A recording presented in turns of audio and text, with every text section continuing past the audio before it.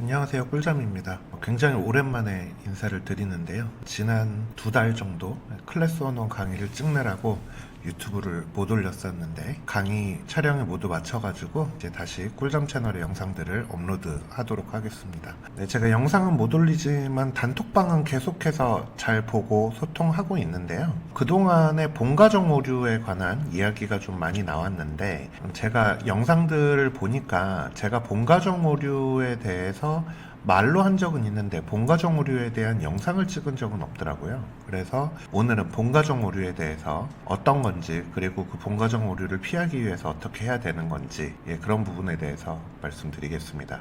지금 보이는 화면에 나와 있는 전략이 본가정 오류가 있는 전략인데요. 우선 본가정 오류가 무엇인가를 먼저 살펴보면, 본가정 오류는 주로 트레일링 스톱이 있는 전략에서 많이 생깁니다. 뭐냐면 타점들을 한번 볼게요. 우선 캔들 하나를 먼저 확장시켜 볼까요? 캔들은 이렇게 생겼죠. 요 음봉 하나를 살펴볼게요.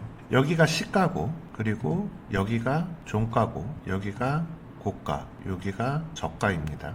요 캔들 기준으로 말씀드리는 거예요. 그러면은 이 네 가지 정보를 오픈, 하이, 로우, 클로즈라고 해가지고 OHLC라고 부르고요. 거기에 볼륨, 거래량까지 합해서 OHLCV라고 우리가 얘기를 하는 데이터인데, 이 캔들 하나에서 보이는 데이터는 이 4개가 전부입니다.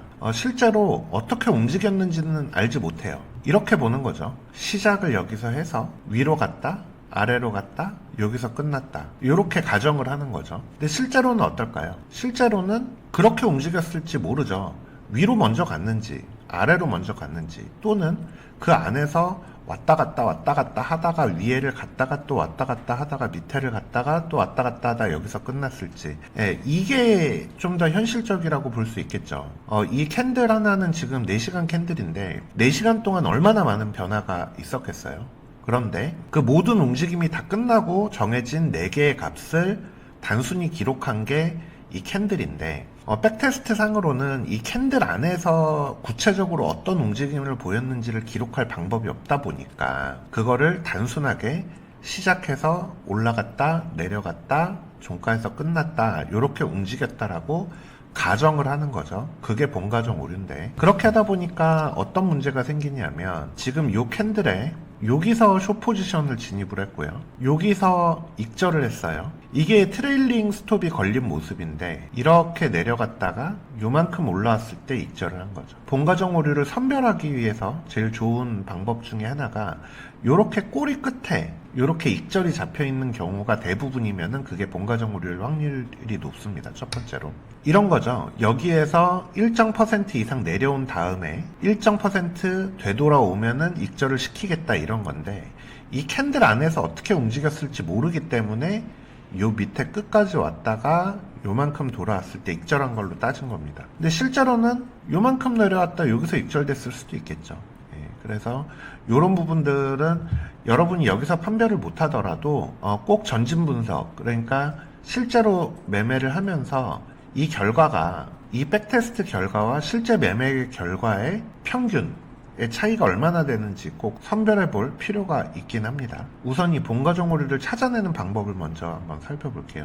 첫 번째는 방금 앞서 말씀드렸다시피 이렇게 꼬리 부분에 익절들이 많으면 본가정 오류일 확률이 높습니다. 한번 볼까요? 자, 여기서 숏을 잡고 요 꼬리 끝에서 익절을 했죠. 여기서 숏을 잡고 요 꼬리 끝에 익절하고, 여기서 숏을 잡고 요 꼬리 끝에서 익절을 하고, 롱 포지션도 보면 여기서 롱을 잡고 요 꼬리 끝에서 익절하고, 여기서 롱을 잡고 요 꼬리 끝에서 익절을 했죠. 지금 보시는 전략은 아주 단순한 볼린저 밴드 돌파 전략인데, 볼밴을 돌파했을 때 진입했다가 꼬리 끝에서 익절을 전부 했습니다. 좀 마법의 지표 같은 느낌이 들죠. 이렇게 꼬리에 잡혔다 그러면 굉장히 수상하다라고 먼저 보시면 되고, 두 번째로는 코드를 보셔서 트레이딩 뷰가 굉장히 형태가 많이 바뀌었는데 아직 어색하네요. 이렇게 익절 조건이 나오는 부분이 있습니다. 검색을 한번 해볼까요? 트레일이라고 검색을 해보면은 나옵니다. 트레일 이런 식으로 값들이 있죠. 이 밑에도 있고요. 특히 엑시스라는 부분에 트레일이 붙어 있으면은 트레일링 스톱이라고 봐야겠죠. 그러니까 여러분이 코드 전체를 읽을 줄은 모르더라도 이렇게 트레일이라고 검색을 해가지고 아 트레일링 스톱을 사용하는 거구나 라고 확인을 하시면은 트레일링 스톱이 들어있는 로직이라고 보실 수 있을 것 같습니다. 그리고 그 다음으로는 설정을 한번 볼까요? 이렇게 롱 청산 조건, 숏 청산 조건에 TS 트레일링 스톱의 약자죠. TO 트레일링 오프셋의 약자죠. 이런 식으로 트레일링 관련 매개 변수를 입력하는 값들이 있습니다. 타겟 포인트겠네요. 스톱로스와 타겟 프로핏의 값이 정해져 있습니다. 손절을 어디서 하고 익절을 어디서 하고. 지금 성과를 한번 보시겠어요? 지금 성과가 이렇게 있고요.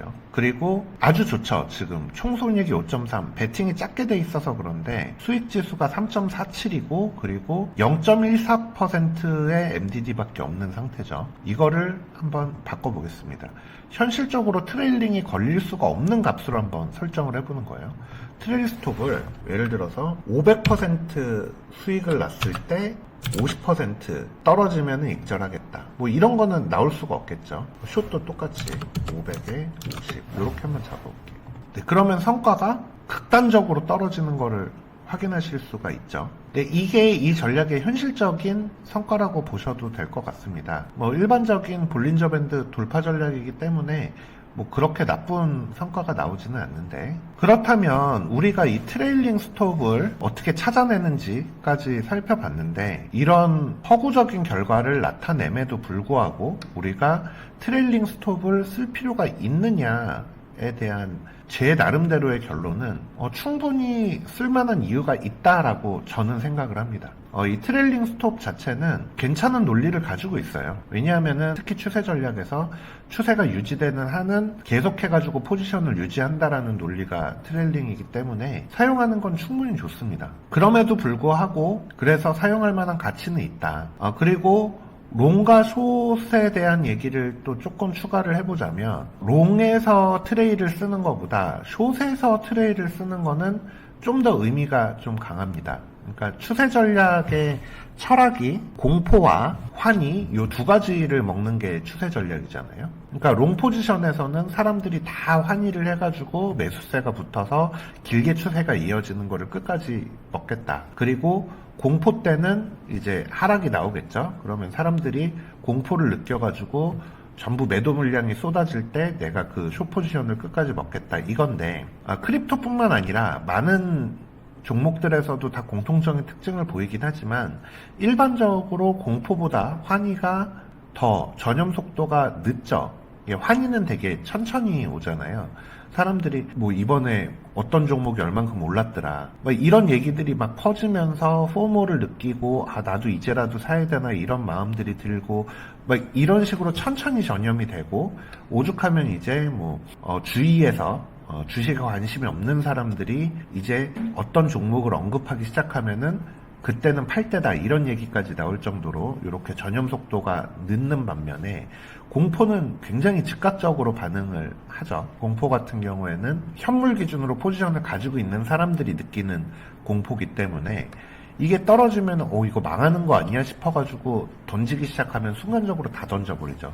그렇기 때문에 훨씬 전염 속도가 빠릅니다. 공포가. 그러니까 논리적으로 보는 거예요. 그렇다면 회복 속도는 어떠냐? 코인 같은 경우에는 한 가지가 더 추가가 되죠. 바로 강제 청산이라는 요소인데 해외 선물 같은 경우에는 유지 증거금이라는 게 있어서 유지 증거금 이하로 떨어졌을 때 돈을 채워 넣기만 하면 청산이 안 나는데 코인 같은 경우에는 레버리지를 사용해서 그 레버리지에 해당하는 그 청산 금액에 도달하면은 거래소에서 자동으로 다 던져버리죠. 예를 들어서 내가 여기에서 비트코인 롱 포지션을 20배를 쳤다. 그럼 20배를 치면 대략 5% 정도 하락하면은 청산이 나죠. 그러면 여기가 5%입니다. 네, 그리고 또 누군가는 여기가 5%.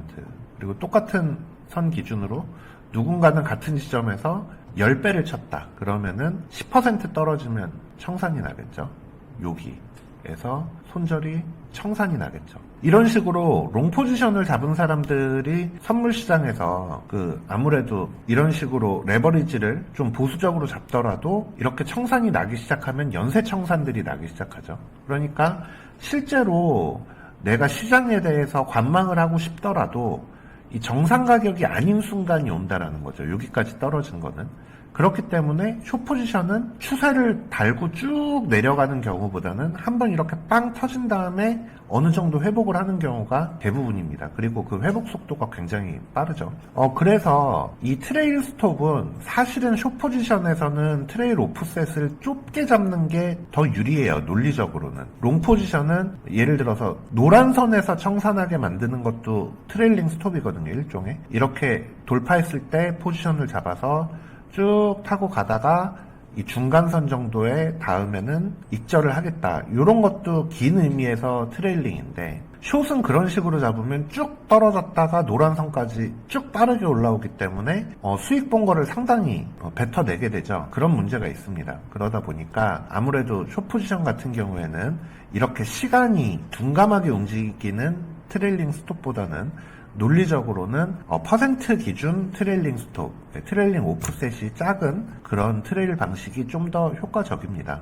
그래서 이제 여러분이 주의하셔야 될 건 뭐냐면 당연히 이 전략에 트레일링 스톱이라는 로직이 들어가 있어서 이게 비현실적인 백테스트 결과를 나타낸다 라는 거를 인지해야 되는 건 너무나도 당연해요. 그거를 그대로 믿으면 큰일 납니다.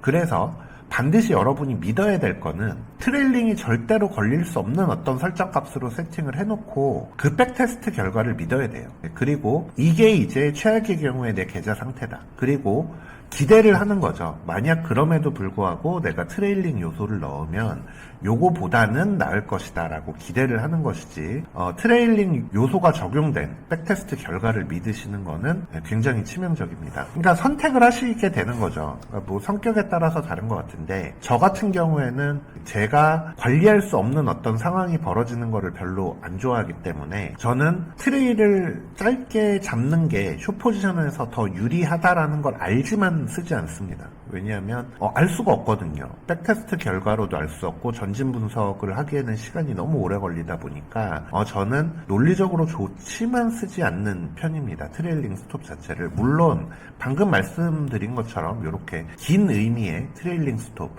이런 식으로 따라 올라가는 트레일링 스톱이 이제 대표적인 게 슈퍼 트렌드가 있죠. 그리고 이렇게 볼벤 돌파도 어떻게 보면 트레일링, 퍼센트 기반 트레일이 없는 경우엔 이것도 트레일링 스톱이 될 수 있겠죠. 이렇게 이평선 기준이나 중단선 기준, 밴드 중단선 기준으로 익절하는 로직은 전부 긴 의미에서 보면은 다 트레일 스톱 로직이라고 봐도 됩니다. 근데 이런 경우에는 본가정 오류가 생기지가 않죠. 근데 문제가 되는 건 퍼센트 기반 트레일링 스톱 같은 경우에는 한 개 봉 안에서 이제 익절이 민감하게 반응할 수 있기 때문에 트레일링 스톱이 본가정 오류를 일으키지 않기 위해서는 트레일 오프셋이 반드시 봉 하나의 길이보다 더 길어야 됩니다. 그래야지만 본가정 오류가 생기지 않습니다. 오늘은 본가정 오류와 트레일링 스톱에 대해서 얘기를 해봤고요. 정리해보자면 트레일링 스톱으로 인해서 본가정 오류라는 현상이 일어날 수 있고 그로 인해서 비현실적인 백테스트 결과가 나올 수 있다. 그리고 그거를 믿으면은 안 된다. 그럼에도 불구하고 트레일을 쓸 이유가 있느냐? 있을 수 있다. 논리적으로는 좋다. 특히 숏 포지션에서 빠른 트레일 오프셋은 도움이 될 수 있다. 여기까지 제가 전달을 드렸고요. 선택은 여러분의 스타일에 맞게 하시면 될 것 같습니다. 네, 다음 시간에 또 뵙겠습니다. 감사합니다.